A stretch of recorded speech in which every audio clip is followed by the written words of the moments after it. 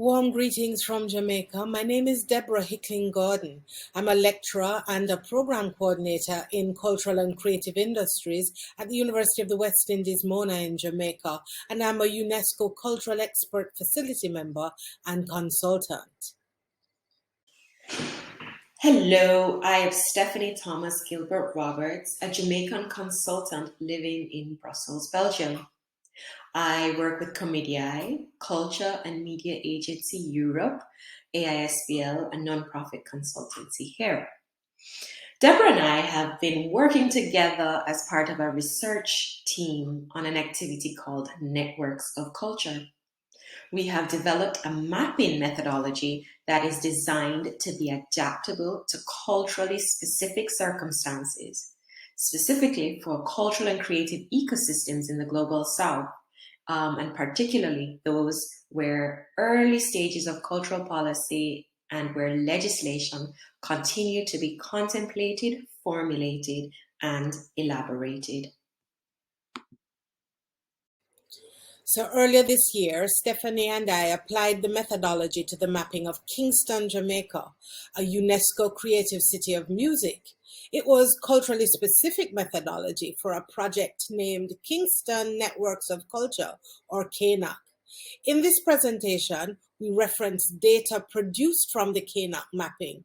It was an EU-funded activity of the Cultural Relations Platform, or CRP, and it was aimed at supporting international cultural relations and cooperation between European and global cultural and creative sectors. The study elaborated a mapping of creatives' presence in Kingston, Jamaica, and its value added and identified EU stakeholders interested in collaboration with Jamaican cultural actors. The study ran from December 2021 to July 2022.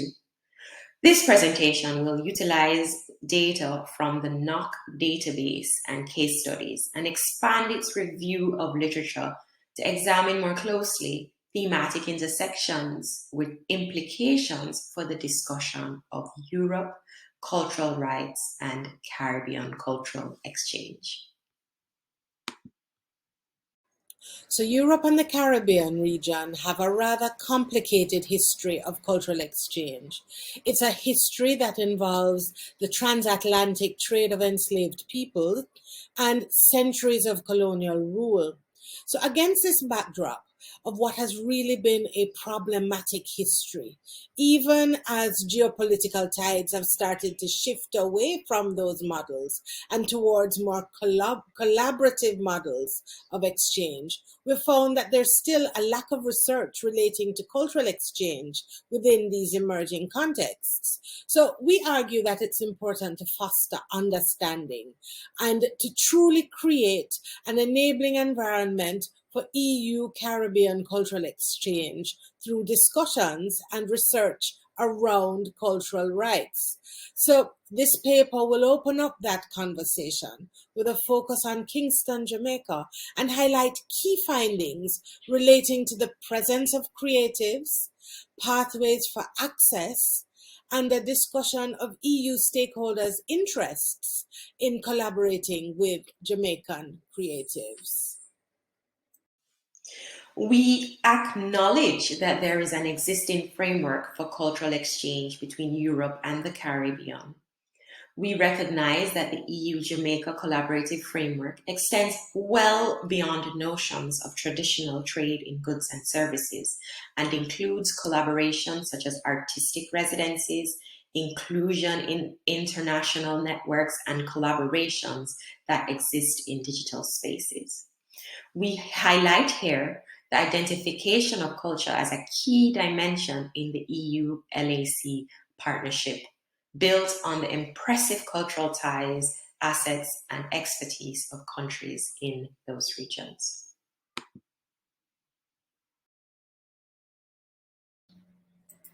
So Networks of Culture designed a methodology to identify and map stakeholders' presence, the composition of the ecosystem, as well as the intersections and cross-sections within that ecosystem in Jamaica, Kingston, Jamaica. We also sought to determine the added value of these to the Jamaican cultural and creative ecosystem. So the research provided strong, specific, qualitative data for each of the thematic considerations that we've named. We also went to great lengths to make sure that the process was culturally specific, inclusive, grounded in praxis, and leaned on 6 clear principles to guide our process. The mix of methods used included the creation of 2 databases, one around linkages in Kingston's ecosystem, and one specifically identifying European networks and organizations open to collaborating with Jamaica's creatives. We also used case study methodology and the application of several other co-creation methodologies to gather relevant data. These were some of our findings in relation to the EU-Jamaica collaboration. Stephanie designed a database that identified EU cultural and creative stakeholders who have collaborated or were found to be interested in collaborating with the Jamaican cultural and creative sector. The database identified EU stakeholders in the cultural and creative sectors, referencing governance structures, Caribbean nationals, including Jamaicans, cultural and creative projects focused on Latin America and the Caribbean, and services aimed at these stakeholders in Europe and Jamaica. The mapping process identified 134 entries of EU reggae sound systems based across Europe, around which nuanced networks, collaboration, and exchanges could be found, value added. It identified press in 28 European cities and countries related to one event, International Reggae Day. And it identified 56 entries in reggae festivals across Europe. And this is just the beginning.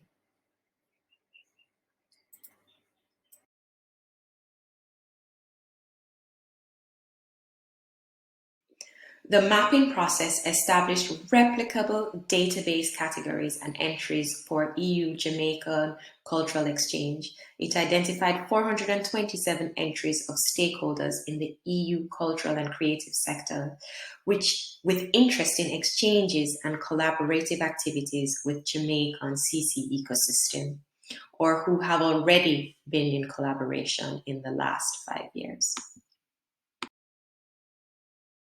So as we close, a few important considerations.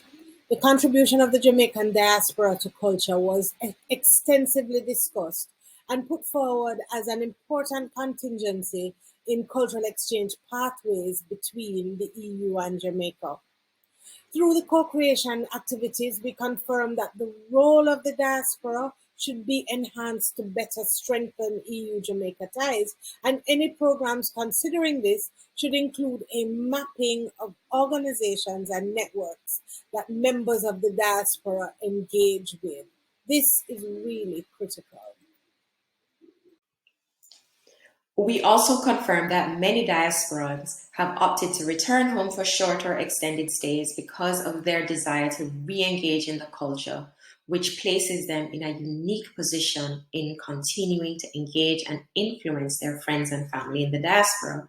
Engaging a younger, meaning second or third generation in the diaspora, also requires programmatic attention. The research also provided insight which we use to advance more general recommendations for EU-Jamaica cultural exchange. And so we turn quickly to our general recommendations, and we'll each provide our top 3. For me, my top 3 are a review of the EPA Cultural Protocol. The second is greater focus on cultural diplomacy. My third is a clear inclusion strategy for more cultural exchanges to be seen in the local cultural policy of Jamaica and the regional culture policies of the EU and CARICOM. And my top three are to facilitate discussion, dialogue, and debate on cultural and creative sector issues through an information and communication campaign, integrate cultural and creative infrastructure projects with climate change projects, and programmatic facilitation of Caribbean organizations through reciprocal agreements with like European organizations. Within the study, there were several other recommendations for advancing the EU-Jamaica Cultural Exchange project at a policy level. We encourage you to look out for the report, which is due to be published in a couple of weeks, and we hope you'll be able to look through it and to glean from it particular information that we hope will be able to assist with the furtherance of this agenda. This data is meant to add a significant value in identifying specific means for collaboration and relationship strengthening. It's meant to connect the dots. It provides a pathway to additional value added through collaboration and co-creative activities. Now, we think this adds further value to the development of the specific Jamaica EU mechanisms and programs, and we want it to facilitate and fast track these opportunities. But most of all, we seek to take a step towards improving the lot and the status of the Jamaican and Caribbean artists and to entrench the notion of their cultural rights. We want to thank you so much for listening to us today, and you can contact either of us, Stephanie or myself, at networksofculture@inc.vision. That's the email, networksofculture@inc.vision, or on our various platforms on Facebook, Twitter, LinkedIn, and Instagram. Wonderful to speak with you. Have a wonderful day and rest of the conference.